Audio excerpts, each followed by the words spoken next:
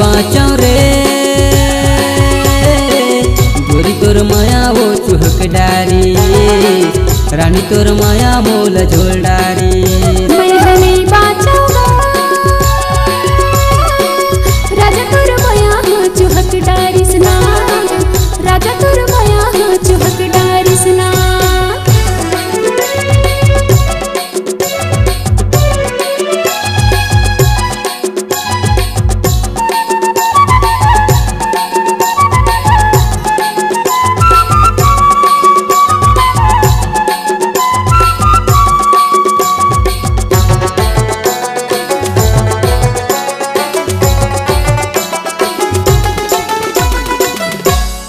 तोर सुरता मोला वो रहन नहीं देही का ऐसे मोला लख रानी जियन नहीं देही का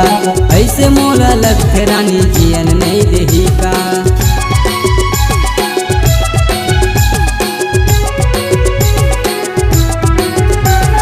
तोर सुरता मोला वो रहन नहीं देही का ऐसे मोला लख रानी जियन नहीं देही का ऐसे मोला लख रानी जियन नहीं देही का धकर पकड़ दिया करे धकर धकर चोला कैसे मैं बताऊं रानी काहे होगे मोला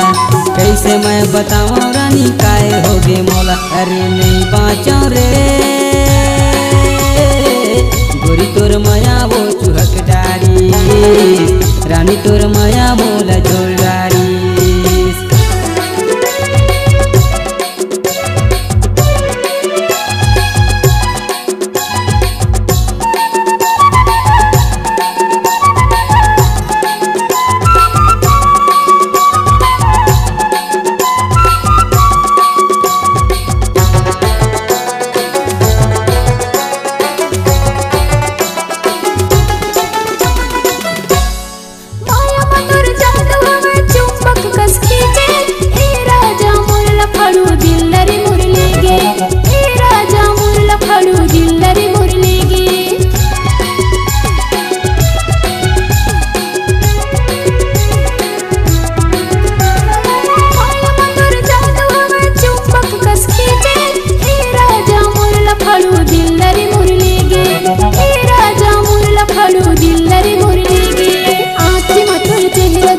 सपना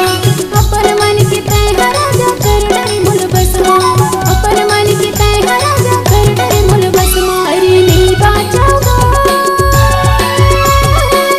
राजा तोर माया हो चुहक डारी सुना राजा तोर माया हो चुहक डारी सुना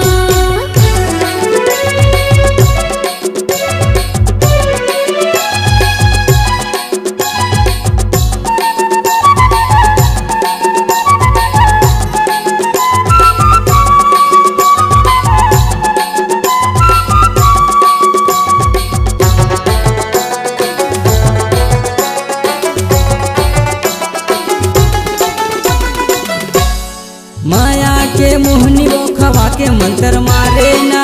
जिया मोर बार बार तू हीला पुकारे ना जिया मोर बार बार तू हीला पुकारे ना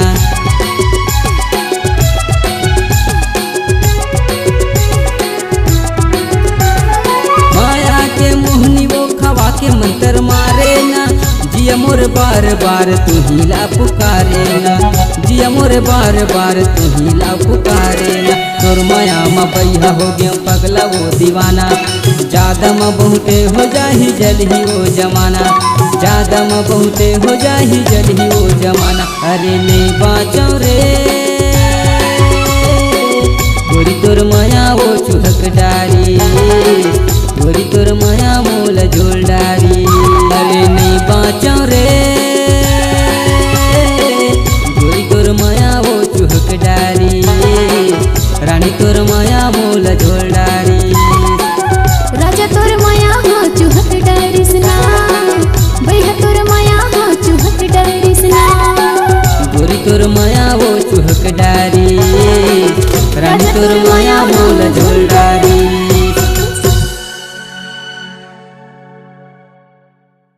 छत्तीसगढ़ी कला की सेवा में उपलब्ध है अशोका